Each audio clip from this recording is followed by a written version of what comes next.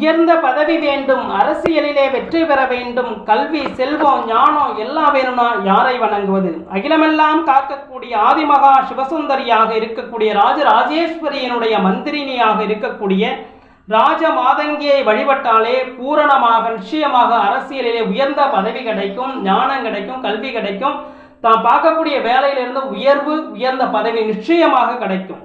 அப்படி ராஜராஜேஸ்வரியை அகிலமெல்லாம் காக்கக்கூடிய நாயகியாக இருக்கக்கூடிய ஸ்ரீமகா திரிபுர சுந்தரியினுடைய மந்திரினியாக இருக்கக்கூடிய ராஜ மாதங்கியினுடைய ஒப்பற்ற அழகும் எவரையும் வணங்கக்கூடிய செய்யக்கூடிய கம்பீரமும் கொண்ட ராஜ மாதங்கி அவதார பெருமையாக இருக்கின்றார். அவரை எப்படி வணங்குவது, எப்படி பூஜை செய்வது என்பதை காண இருக்கின்றோம்.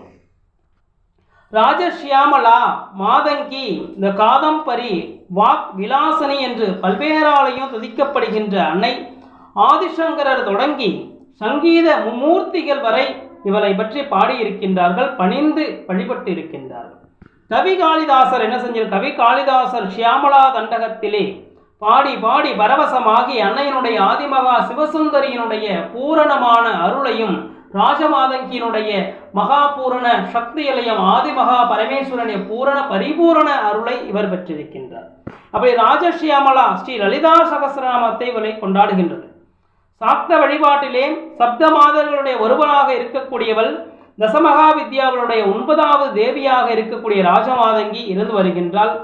இந்த அன்னையினுடைய அவதாரம், இந்த ராஜமாதங்கியினுடைய அவதாரம் எப்படி நிகழ்ந்தது, எப்படி அவதாரம் எடுத்தார் பற்றி சிந்திக்க இருக்கின்றோம். ஊழி காலத்தினுடைய இறுதியில இருக்கின்றது.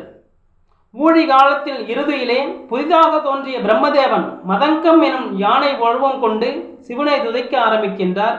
சிவனுடைய பேரருளினாலே படைப்பு ஆற்றலை பெற்ற பிரம்மா படைக்கும் தொழிலை செய்து வருகின்றார். மதங்க வடிவில் இருந்த பிரம்மா தனது ஆற்றலால் மகனாக பிறந்த பெற்றவரே மதங்க முனிவர் என்று சொல்கின்றார். இவர் ஆதிகால படைப்பிலே பிரம்மாவுக்கு பல உதவிகளை புரிந்திருக்கின்றார். பின்னர் பூவுலகில் புண்ணிய பகுதிகளாக இந்த சிவதினத்தில் அடைந்து திருவன்காடு என்னும் இந்த ஸ்தலத்திலே சிவனை எண்ணி தியானம் செய்து இடையூறாது நாதரை கண்டு குளிர்ந்திருக்கின்றார். சிவனை எண்ணி தியானம் செய்கின்றார். சிவனுடைய தோன்றி இதற்கு வேண்டிய வரங்களை எல்லாம் தர வேண்டும் என்று கேட்கின்றார். என்ன வரமாக கேட்கின்றார் என்றால், அன்னை அகிலமெல்லாம் காக்கக்கூடிய ஆதிமகா சிவசுந்தரி பராசக்தியானவள் எனக்கு மகளாக பிறக்க வேண்டும், அவரை சிவனே மணந்து எனக்கு மருமகனாக வர வேண்டும் என்று வரம் கேட்கின்றார். அப்படியே சிவனும் அருளி இருக்கின்றார். மகாசக்தியே பிறக்க இயலாது என்ற காரணத்தினால் அன்னையினுடைய மந்திரி சக்தி கொண்டு அவருக்கு மகளாக பிறப்பெடுத்திருக்கின்றார். ஆடி மாத வெள்ளிக்கிழமையிலே திருவன்காடு ஆலயத்தில் அது மதங்க புஷ்பகரணி எனும் நீலோத்பல புஷ்பத்தில் ராஜமாதங்கி அவதரித்தார். எப்படி அவதரிக்க? ஆடி மாத வெள்ளிக்கிழமையினாலே மகா சிறப்பாக இருக்கும். ஆடி மாதம்னால அம்பிகைக்கு சிறப்பு. இதில் ஆடி மாத வெள்ளிக்கிழமை என்றால் அதை விழக சிறப்பு. ஏன் ஆடி மாத வெள்ளிக்கிழமை சிறப்பு என்பதை இப்போது நாம் எல்லாருமே அறிந்திருப்போம். அப்போது ஒருவருக்கு பூலோகத்திலே ஒருவருக்கு மகாரிஷிக்கு மகளாக பிறந்திருக்கிற யார் பிறந்திருக்கிறா? அம்பிகை பிறந்திருக்கின்றார்.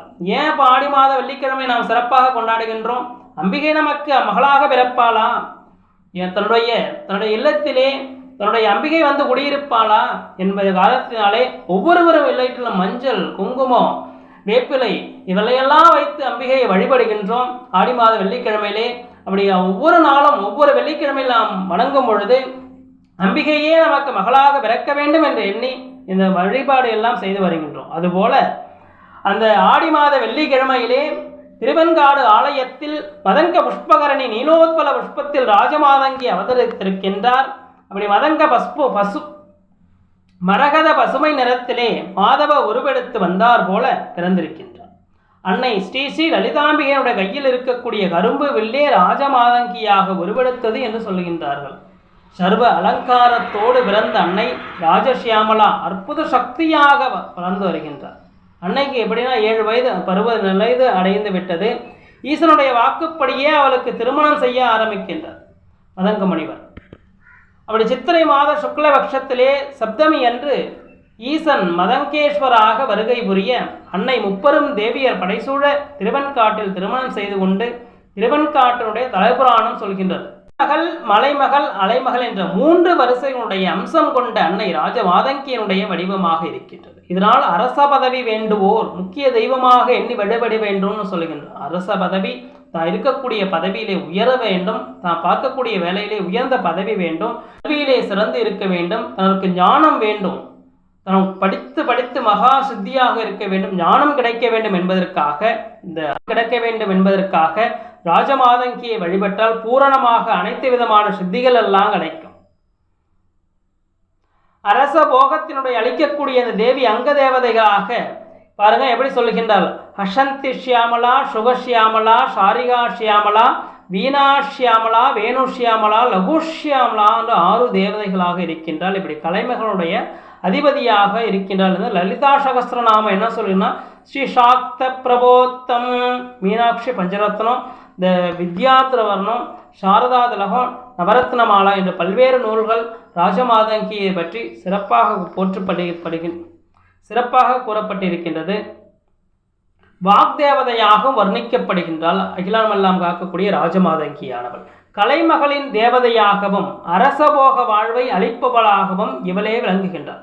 கலைமகளினுடைய தேர்ச்சி பெற, கல்வியிலே தேர்ச்சி பெற, பதவி உயர்வு பெற, வாக்கு வளம் பெற, ஜோதிடத்திலே வாக்கு வெற்றி பெற இவளையெல்லாம் நிச்சயமாக வணங்க வேண்டும்.